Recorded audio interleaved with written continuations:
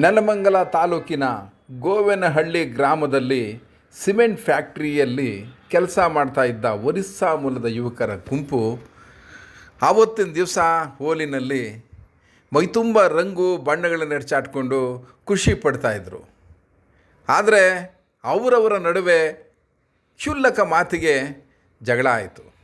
ಪರಿಣಾಮ ಏನಾಯಿತು ಗೊತ್ತಾ?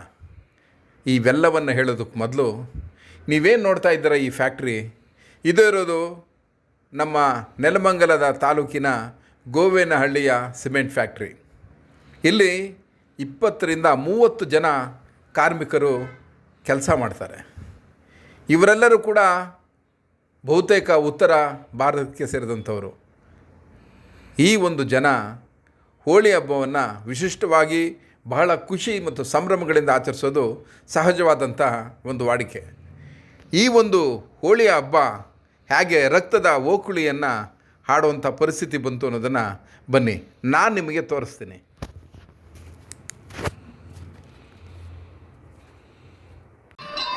ಅಯ್ಯೋ ಬಾರ ಬ್ಯಾಸ್ ಬಾ ಮೂಸಿ ಮಾಡಿ ಗೋರಂಬ ಗೋರಂಬ ನಂತರ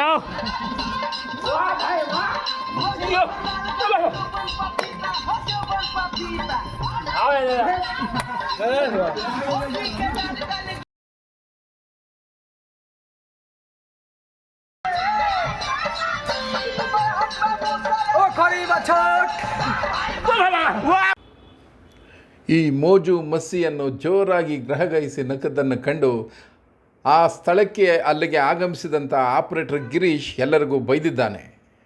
ಹೀಗಾಗಿ ಒರಿಸ್ಸಾ ಹುಡುಗರು ಈತನ ಮೇಲೆ ತಿರುಗಿ ಬಿದ್ದಿದ್ದಾರೆ. ಇದರಿಂದ ಸಿಟ್ಟಿಗೆದ್ದ ಗಿರೀಶ್ ನನ್ನ ಜೊತೆಗೆ ಗಲಾಟೆ ಮಾಡ್ತೀರಾ ಅಂತ ಚಾಕು ಹಾಕಿದ್ದಾನೆ. ಅದರಲ್ಲಿ ಇಬ್ಬರು ಯಾರು ಅಂತಂದರೆ ಒಬ್ಬ ವಿಕ್ಕಿ ಕುಮಾರ್ ಮತ್ತೊಬ್ಬ ಓಂ ಪ್ರಕಾಶ್. ಈ ಜೋರಾಗಿ ರಿಂಗನ್ನು ಹಾಕ್ಕೊಂಡು ಕುಣಿತಾ ಇದ್ದಂಥ ಈ ವ್ಯಕ್ತಿಯೇ ವಿಕ್ಕಿ ಕುಮಾರ್, ಮೃತ ವ್ಯಕ್ತಿ. ಹಾಗೆಯೇ ಈ ಆಸ್ಪತ್ರೆ ಮೇಲೆ ಮಲಗಿರುವಂಥವನು ಓಂ ಪ್ರಕಾಶ್. ಈತ ಕೂಡ ಗಂಭೀರವಾಗಿ ಗಾಯಗೊಂಡಿದ್ದಾನೆ.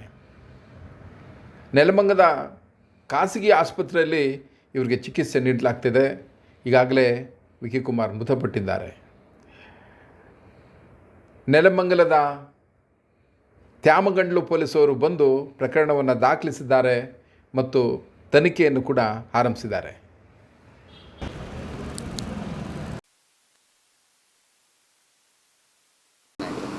ಏನಿಲ್ಲ ಸರ್, ಕೆಲಸದವರು ಅವರವರೇ ಜಗಳ ಮಾಡಬೇಕಾದ್ರೆ ಸೆಂಟ್ರಲ್ ಗಿರಿ ಬಿಡಿಸ್ಕೊಂಡು ಬಂದ ನಮ್ಮ ಹುಡುಗ. ಸರಿ, ಅವರಿಬ್ಬರಿಗೂ ಅವರಿಬ್ಬರು ಜಗಳ ಬಿಟ್ಟು ಇವರು 3 ಜನ ಜಗಳ ಮಾಡ್ಕೊಂಡೋಗಿ ಸ್ಟಾರ್ಟ್ ಆದರು. ಜಗಳ ಮಾಡಿಕೊಂಡು ಬರ್ತಿರ್ಬೇಕಾದ್ರೆ ತಿರುಗಿ ನಾವೆಲ್ಲ ಬಿಡ್ಸೋಕೆ ಹೋದಾಗೂ ಮತ್ತು ಅಷ್ಟರಲ್ಲಿ ಏನಾಗಿತ್ತು ಅಲ್ಲಿ ಅದಾದ್ರ ಮುಂದಕ್ಕೆ ನಮಗೆ ಆ ಜನದಿದ್ರಲ್ಲಿ ನಮಗೂ ಗೊತ್ತಾಗಿಲ್ಲ ಏನೇನಾಯಿತು ಅಂತ. ಬಿಡಿಸೋದ್ರಲ್ಲಿ ಅಷ್ಟರಲ್ಲಿ ಈ ಥರ ಘಟನೆ ನಡೆದೋಯ್ತು. ತಗೊಂಬಂದ್ವಿ ನಾವು ಬಾಡಿ. ಏನು ನಾರ್ಮಲ್ ಜಗಳ ಇದು, ಯಾರಿಗೂ ವೈರಾಗ್ಯ ಇಲ್ಲ, ಇನ್ನೊಂದಿಲ್ಲ ಮತ್ತೊಂದಿಲ್ಲ. ಅವ್ರ ಜೊತೆ ಇವರು ಓಳಿ ಆಡ್ತಿದ್ರಾ? ಹಾಂ, ಅವರವರೇ ಎಲ್ಲ ಒಳ್ಳೆ ಆಡಿದ್ದಾರೆ ಸರ್. ಎಲ್ಲರೂ ಒಳ್ಳೆ ಆಡಿದ್ದಾರೆ, ಗಲಾಟೆ ಮಾಡ್ಕೊಂಡಿದ್ದಾರೆ. ಕಿಚನ್ಗೆ ಅದು ಅವರ ಹೆಲ್ಪರ್ ಡ್ರೈವರ್ ಮಾತಾಡ್ಕೊಂಡಿರೋದು.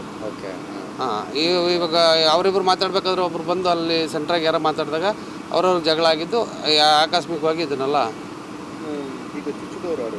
ಗಿರೀಶ್ ಅಂತ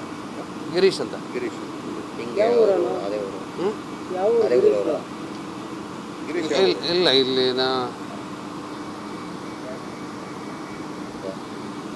ಗಿರೀಶ್ ಎಲ್ಲಿಯವರು ಅಲ್ಲೇ ಕೆಲಸ ಮಾಡಿ ಹೊರಗಡೆ ಅವರ ಹೇಳಿ ಅಲ್ಲೇ ಕೆಲಸ ಮಾಡ್ಕೊಂಡಿದ್ದಾರೆ ಗಿರೀಶ್ ಅವರು. ಈಗ ಗಾಯಾಳು ಹೇಗಿದ್ದಾರೆ? ಗಾಯಾಳು ಹೆಸರೇನು? ಓಂ ಪ್ರಕಾಶ್ ಅಂತ. ಹೇಗಿದ್ದಾರೆ ಸ್ಥಿತಿ? ಚೆನ್ನಾಗಿದೆ, ಮಾತಾಡ್ತಾರೆ. ಹೋಳಿ ಎಲ್ಲಿ ಕಂಪ್ನಿಲೇ ಹೋಳಿ? ಹಾಂ, ಕಂಪ್ನಿಯಲ್ಲೇ ಹೋಳಿ. ಒಟ್ಟು ಎಷ್ಟು ಜನ ಹೋಳಿ ಆಡ್ತಿದ್ರು ಸರ್? ಇದ್ದೀವಿ ಒಂದು 30-35 ಜನ ಇದ್ದೀವಿ. 30 ಜನ ಹೋಳಿ ಆಡೋ ಟೈಮಲ್ಲಿ ಇಬ್ಬರು ಚುಚ್ಕೊಂಡಿದ್ದಾರೆ. ಏನಿಲ್ಲ, ಆ ಥರ ಏನಿಲ್ಲ ಸರ್. ಯಾರಿಗೂ ವೈರಾಗ್ಯ ಅಂಥದ್ದು ಏನಿಲ್ಲ, ಅವರವರಲ್ಲೇ ಆಗಿದ್ದಂಥದ್ದು. ಇದ್ದಕ್ಕಿದ್ದಂಗೆ. ಚಾಕು ಎಲ್ಲಿತ್ತು ಗೊತ್ತಿಲ್ಲ ಸರ್, ಚಾಕು ನಾವು ನೋಡಿಲ್ಲ. ಚಾಕು ನೀವು ನೋಡಿದಾಗ ಅವನೇನು ಬದುಕಿದ್ನಾ ಅಥವಾ ಅಲ್ಲೇ ಸತ್ತಾಗಿದ್ರು? ಇಲ್ಲ, ನಾವು ತಗೊಬರ್ಬೇಕಾದ್ರೆ ಆ ಥರ ಆಗಿತ್ತು. ಇವಾಗ ಉದ್ದೇಶವಾಗಿ ಅವ್ನು ಚಾಕು ಇಟ್ಕೊಂಡ್ ಬಂದಿದ್ನ ಅಂತ? ಇಲ್ಲ, ಉದ್ದೇಶಪೂರ್ವಕವಾಗಿ ಯಾರು ಮಾಡ್ಕೊಳೋಂಥದ್ದು ಏನು ಇರಲಿಲ್ಲ ಅಲ್ಲಿ. ಮಾತು ಬೆಳೆದು ಏನೋ ಅವ್ರವ್ರು ಇದು ಮಿಸ್ಅಂಡರ್ಸ್ಟ್ಯಾಂಡ್ ಮಾಡ್ಕೊಂಡಿರೋದು. ಒಟ್ನಲ್ಲಿ ಹೋಳಿ ಆಡಬೇಕಾದ್ರೆ ಆಗಿದ್ದದ್ದು. ನಿಮ್ಮ ಹೆಸರು? ನಿಮ್ಮ ಹೆಸರು? ಸತೀಶ್ ಅಂತ.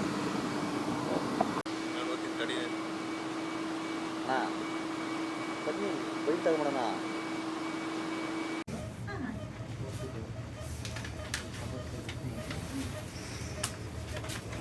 ಹೋಳಿಯ ಸುಂದರ ಮತ್ತು ಬಣ್ಣಗಳ ನಡುವಿನ ಖುಷಿಯಲ್ಲಿ ಹಿಂಸೆ, ಕ್ರೌರ್ಯ, ಹಾಗೆ ಸಾವು ನೋವು ನಿಜಕ್ಕೂ ದುರಂತ. ಯಾರು ಕೋಪದ ಕೈಗೆ ಬುದ್ಧಿಯನ್ನು ಕೊಡಬಾರ್ದು ಅಂತ ಹೇಳ್ತಾರಲ್ಲ, ಅದೆಷ್ಟು ಸತ್ಯ ಅಲ್ವಾ. ತ್ಯಾಮಗೊಂಡ್ಲು ಪೊಲೀಸವರು ಈ ಬಗ್ಗೆ ತನಿಖೆಯನ್ನು ಮಾಡ್ತಾ ಇದ್ದಾರೆ. ಈಗಾಗಲೇ ಆರೋಪಿಯನ್ನು ಕೂಡ ಸೆರೆ ಹಿಡಿದಿದ್ದಾರೆ. ಮುಂದೇನಾಗುತ್ತೋ ನೋಡಬೇಕಾಗಿದೆ. ಆದರೆ ಇದು ನಮ್ಮೆಲ್ಲರ ಪಾಲಿಗೆ ಒಂದು ಪಾಠವೂ ಸಹ ಹೌದು. ರಾಜಧಾರಿ ಟಿವಿ, ಅಡೆತಡೆ ಇಲ್ಲದ ಪ್ರಜಾದಾರಿ.